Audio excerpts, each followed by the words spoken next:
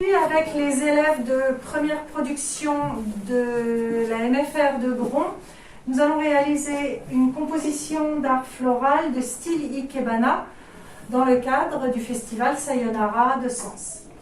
Aujourd'hui, ce qu'on va faire en art floral, c'est une technique de composition qui remonte au 6e siècle au Japon et qui s'est développée notamment sur des racines bouddhistes dans les maisons, dans les temples. On a dans cet art floral une technique qui se base sur une méditation de l'homme dans sa place dans l'univers, c'est-à-dire face au ciel et face à la terre. On va retrouver dans ces compositions des lignes qui vont donc se diriger vers le ciel, des lignes qui vont symboliser l'homme au milieu et la terre. Toute la composition doit être très dépouillée, très simple. Il n'y a pas de volume de feuillage, il n'y a pas d'exubérance de fleurs. On va chercher la simplicité et on va chercher aussi le végétal dans sa forme la plus simple et la plus représentative de l'état d'esprit dans lequel on est. Alors aujourd'hui, nos élèves vont donc se lancer dans une composition. Pour cela, nous avons besoin d'un contenant plutôt plat. Donc Noémie qui a un contenant en zinc rond, Antonin qui a un plateau un peu plus court, et Elias qui a un plateau de forme carrée. Tout va rester dans une forme très géométrique à la base.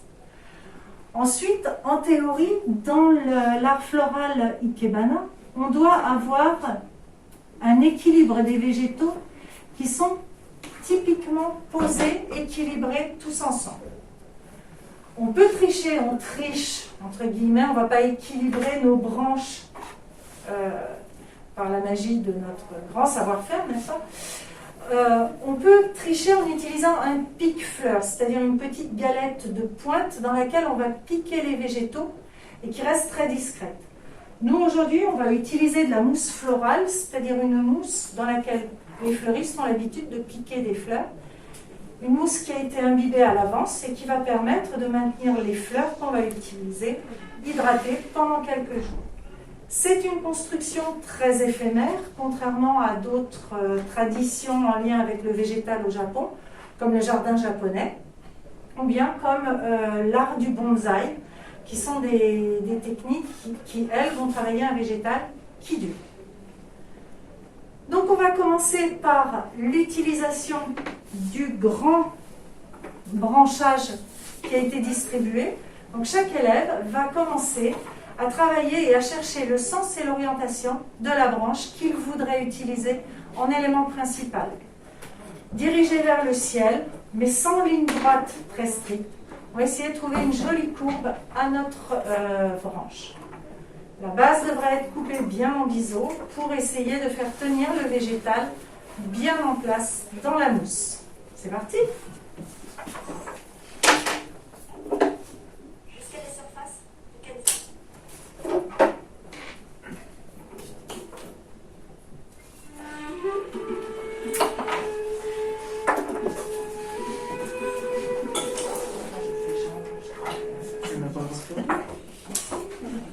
Faut que tu travailles de l'autre. Pas brancher les stades, c'est bien, ça tient.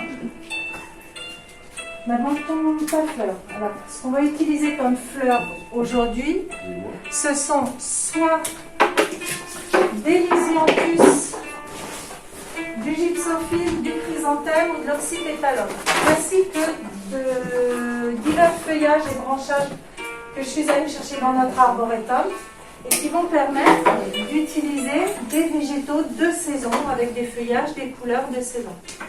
Au printemps, ce qui est très intéressant à travailler, ce sont toutes les branches de cognacier, de cerisier en fleurs, de forsythia, toutes ces branches qui sont nues avec des fleurs dessus.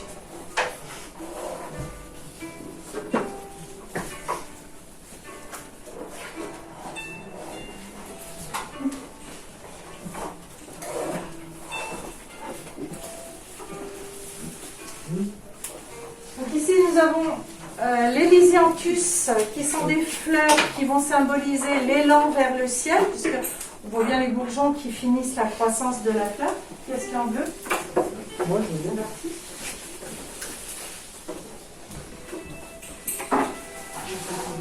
Alors ici, nous avons les chrysanthèmes, qui sont des fleurs typiques, qui ont un grand symbole dans l'art floral japonais. Chrysanthème à petites fleurs vertes, très court, qui symbolise plus la terre, le sol. Ici, l'oxypétalum, une petite plante de la famille des Asclepiadaceae, qui peut être utilisée aussi bien sur la hauteur que en bas dans la composition. Qui en veut?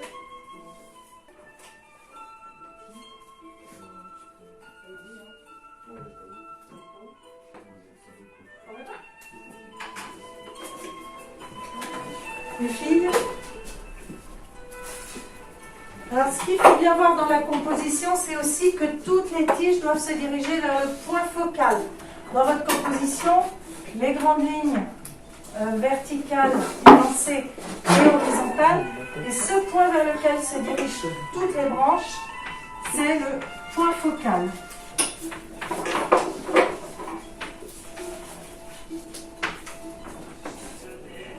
Ça.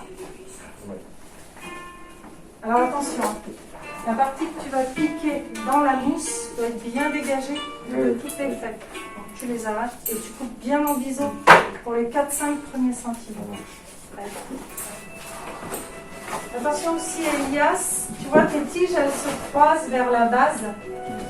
Et ça, c'est pas point focal. On va se faire. Toutes les tiges doivent donner l'impression que les plantes jaillissent du même endroit. Ouais. Tu pourrais essayer de redescendre aussi un Lisianthus et de le pousser carrément vers l'extérieur. Regarde ce que ça pourrait donner. Alors, tu prends les fleurs et puis donc Antonin, ta question? C'est pas mal, du tout. Tu peux peut-être remettre un Lisianthus et remonter un peu le niveau. En en remettant un, est-ce qu'il nous en reste? Là, sinon.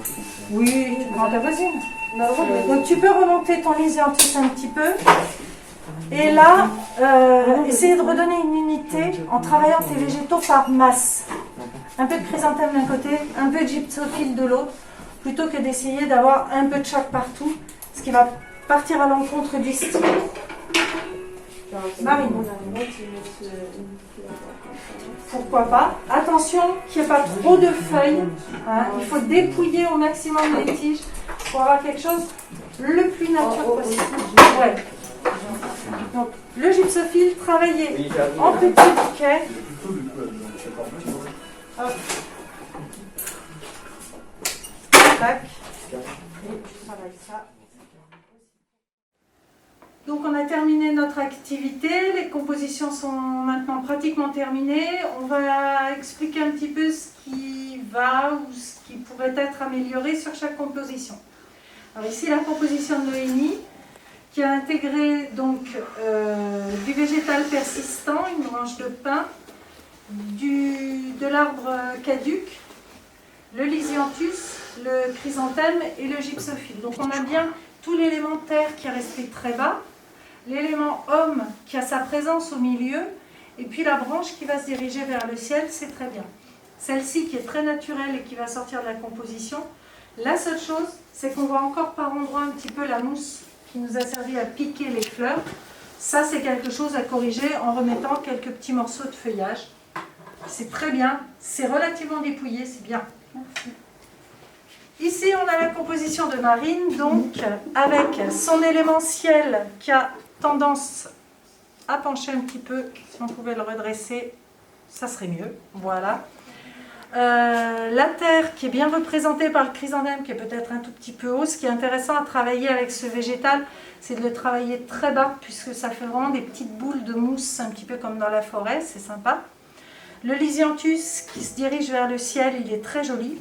et puis les branches de conifères qui vont rallonger la composition vers le sol. Une belle présence avec un galet, ça aussi c'est très joli, très agréable. On a ici la composition d'Éline qui est partie, elle, sur un jeté de Lisianthus qui part comme ça, très dépouillé sur l'élémentiel, mais qui a une branche là peut-être un peu trop présente et qui nous empêche de bien voir le mouvement du Lisianthus. Sinon c'est très bien, très tassé, très joli. Merci. Antonin, qui lui a travaillé dans un élément très bas, très creux, comme un petit bassin, avec du galet pour la terre, l'élément qui représente le ciel qui jaillit très haut, et puis le Lisianthus, encore une fois, qui a été utilisé pour symboliser l'homme. Une branche d'oxypétalum qui est là. Mais c'est sympa. Ici, la composition de Yanis, qui lui a travaillé dans un contenant cylindrique très simple, très épuré, avec une partie sol-terre qui est très jolie, très tassée. Et lui, il a choisi l'oxypétalum, donc pour symboliser l'homme. Ici, l'utilisation intéressante aussi d'une branche d'églantier avec ses fruits d'hiver, qui est sympa. Ils n'ont pas encore congelé, c'est très bien, on peut s'en servir.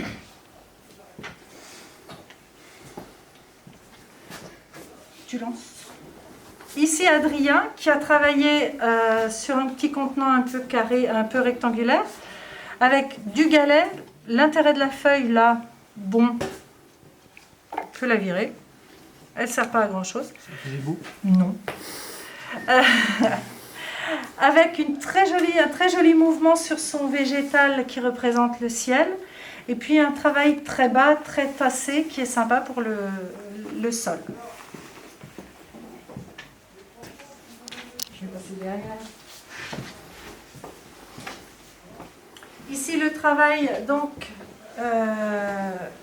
d'Evan qui a travaillé avec beaucoup de galets, ça tient, pour caler la branche. Du Lisianthus pour l'homme, la branche qui se dirige vers le ciel. Et encore une fois, un travail très bas, très tassé, très joli pour le sol et la terre. Un petit morceau de pin qui est sympa ici pour rappeler un petit peu la nature. C'est joli. Ici, un beau travail très bien structuré avec ce gros galet dont la couleur va vraiment détonner sur l'ensemble de la composition. Un beau mouvement qui se prolonge entre cette branche et celle-là. Donc on a un mouvement qui reste continu dans ces deux éléments. Quelque chose de très joli avec le petit feuillage qui cache la mousse. C'est parfait. Alcide, donc, qui a travaillé, lui, dans un contenant plutôt rond, avec peut-être un beau mouvement entre ces deux éléments. Et puis, là au milieu, peut-être un peu trop de végétal. On ne voit plus les lignes du Lisianthus. On aurait pu dégager un peu plus que ça. Mais ça reste très dégagé, très méditatif. Donc voilà la réalisation du jour par les élèves de la MFR de Gron sur le thème de l'Ikebana, librement interprété par nos élèves.